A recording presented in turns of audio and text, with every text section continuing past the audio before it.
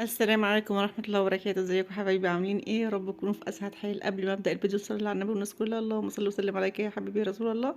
اللهم بارك في اي حاجه بنعملها، اللهم بارك في اي حد يحط لايك ويشترك في القناه. النهارده هنعمل بسبوسه. اللي عاوز يعمل بسبوسه او اللي بتفشل منه البسبوسه يجيب بسبوسه اكياس. البسبوسه اكياس هي مضمونه في عمايلها. بتبقى مكتوب الطريقة على الكيس وتعملها زي ما مكتوبة بالظبط. فدي طريقة سهلة وايه للي بيحب البسبوسة وعاوز يعملها، لان الحاجات دي غليت جدا تحت، واعملها في البيت اوفر بكتير من عشاق البسبوسة. يلا بينا بقى هنعمل الشربات بتاعها. كوباية ونص سكر، بس المفروض تبقى كوباية وربع، بس انا زودت شويه عشان انا بحبها مسكره. بس هي المفروض كوبايه وربع سكر، مكتوب على الكيس كده، على كوبايه وربع ميه. ونحطها على النار ونعصر نص ليمونه ونحطها الشربات يعني. لان البسبوسه الاكياس ما بتاخدش سكر كتير، البسبوسه السايبه هي اللي بتاخد سكر كتير، لان بتبقى في قلب البسبوسه طبعا ايه سكر. وطبعا ما بتحطلهاش بيكنج باودر. البسبوسه السايبه هي اللي بتحط لها بيكنج باودر. طبعا فتحت جبت الكيس البسبوسه دون. مش عارفه بكام بصراحه، لان مش انا اللي جايباه. هنحط لها نص كوبايه سمنه، لا اما 3 معالق سمنه كبار. يعني سمنه 3 معالق كبار، لا اما نص كوبايه سمنه. ما هم 3 معالق كبار يعني من نص كوبايه سمنه. هندهن منهم الصينيه. وبعد كده هو بقى هنروح جايبين ايه، هنعملها بزبادي، لان هي مكتوبه على الكيس هتتعمل بزبادي. البسبوسه السايبه بنعملها بلبن او بزبادي برضو او بميه عادي يعني. حطيت بقى نص كوبايه السمنه، نص كوبايه سمنه صغيره مش كبيره يعني. وبعد كده بقى هحط كوبايه الزبادي.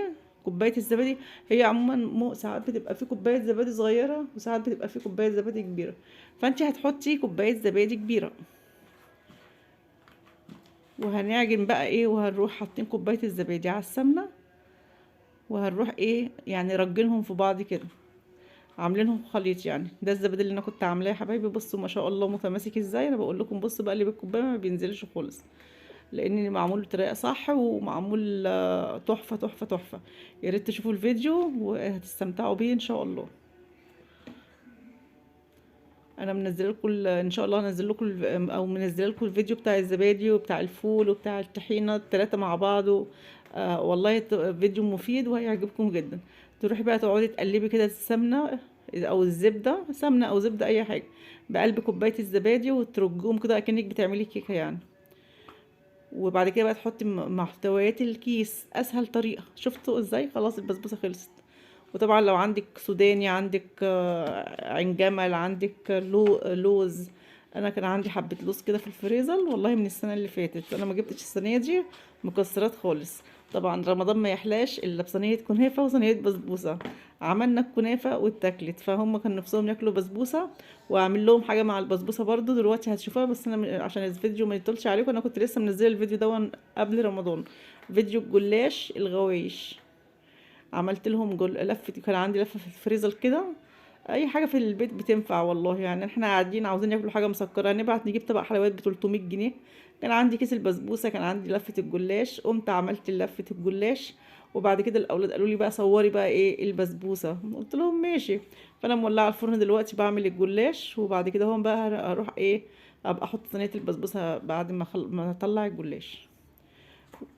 كده بقى ايه، كوبايه الزبادي بصراحه كانت صغيره، فحسيت العجينه يابسه شويه، فحطيت لها ايه معلقتين بالعدد ميه. يعني معلقتين ميه، لان عجينه البسبوسه لازم تبقى زي طريه بس مش سايله. تعمليها كوره تتعمل، بس تكون ايه تعرفي تفرديها يعني. فطبعا انا عشان كده بقول لكم كوبايه زبادي كبيره، عشان ما نضطرش نحط ايه المعلقتين الميه دول.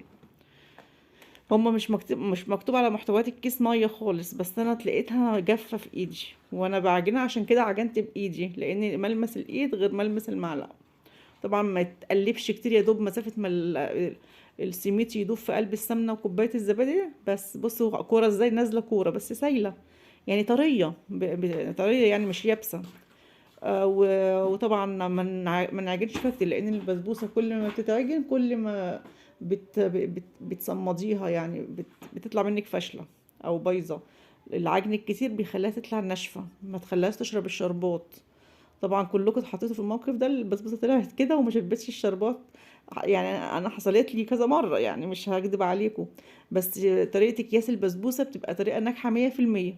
اللي عاوز يريح دماغه يجيب كيس بسبوسه ويعمله، لكن الطريقه البسبوسه السايبه بتطلع جميله وتحفه، بس ساعات بتبوظ برضو يعني. يعني لازم تبقى متمكنه جدا في عمايلها، بس لو عملتيها بطريقه صح هتطلع منك برضو حلوه وجميله برضو. واصلا الكيلو البسبوسه السايب دلوقتي بقى بكام؟ بقى ب35 جنيه. غالي برضو. وكيس البسبوسه دون يعني اعتقد اللي هو بحاجه و20 يعني. فحلوه صينيه بسبوسه جميله، قعدنا ناكل فيها يومين ما شاء الله، وكانت بس مع الجلاش طبعا. طبعا زي انت كده باللوز. انا كان عندي اللوز دون في الفريزر، احنا مش من هواة المكسرات قوي، فعشان كده بحطه في الفريزر عشان ما يبص يعني. انا لما بيجي لي بحطه في الفريزر، لان احنا مش غواة المكسرات، احنا ما بنحبش الا ايه الفستق بس المملح والكاجو. وطبعا الحاجات دي بقت سعرها في السما، فالله يكون في عون الناس يعني. ربنا يهون يا رب ويرخص الاسعار عشان الناس ترجع تاكل تاني الحاجات اللي هي بتحبها. ومش كل حاجة يا جماعة يعني مش كل حاجة عاوزينها لازم نجيبها، يعني نجيب بأقل الإمكانيات. وبرضه السوداني بيبقى طعمه جميل جدا. والله ساعات بنجيب سوداني بيبقى أطعم من الكاجو. وأصلا السوداني برضه غالي يعني. فبص منظر الصينية شكلها تحفة، شكلها تتاكل وهي نية. حطوا بقى لايك، اللي وصل لغاية كده يحط لايك. دلوقتي بقى ايه، انا حطيتها في الفرن طبعا. ويعني تحطها في الفرن بس الفرن يبقى حامي. فدون بقول لكم انا كنت عامله الجلاش اهون الغوايش اهون، بس اتاكل منه بس الجزء ده كله اتاكل ما شاء الله، الاولاد حبوه قوي. ودلوقتي ايه، عملنا الشربات والشربات برد. وعملنا ايه تاني، مستنيين بقى هنطلع بقى دلوقتي صينيه البسبوسه من الفرن وهنسقيها الشربات. الشربات يبقى بارد والبسبوسه تبقى سخنه.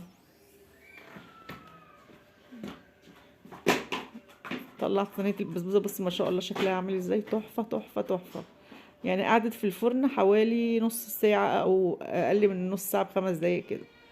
طبعا احنا هنسقيها بقى الشربات، والشربات يبقى ايه، بارد لا اما دافي بسيط يعني. وطبعا بنحط في الشربات كيس فانيليا. وهنسقيها بقى، والبسبوسه كل ما تشرب الشربات كل ما هتبقى ناجحه. فطبعا انا كمني عامله كميه الشربات مش زي اللي مكتوب على الكيس، طلع الشربات زياده. يعني المفروض مكتوب على الكيس كوبايه وربع سكر وكوبايه وربع ميه. لا عملت كوبايه ونص سكر وكوبايه ونص ميه. انا فاكراها ايه اللي هي بقى، انا بحب البسبوسه مسكره أوي، بس طلعت مسكرة وجميلة. واللي اتبقى فضيته في قلب بطرمان، عملت بيه مرة، كملت عليه وعملت قطايف تاني يوم. بصوا ما شاء الله بقت تشرب تشرب تشرب وخلاص، قبل بتشرب والباقي بقى مش هتشربوه. فالباقي صفيته وحطيته في بطرمان، ما ترموهوش بينفعك في اي حلويات تاني يعني. عادي صفيه في بطرمان وعينيه في التلاجة. يعني بص شربت اول ما حطيت شربت كل الكميه. وبعد كده قلت ايه اما احط الباقي بقى، حطيت الباقي ما اتبقى شربات برضو فيها، فرحت صفيته في قلب بطرمان وعينته في التلاجة. عملت بيه قطايف الحمد لله يعني، ما رميتش حاجه. السكر غالي طبعا، انتوا عارفين ان السكر غالي. احنا جايبين لسه السكر ب40 جنيه.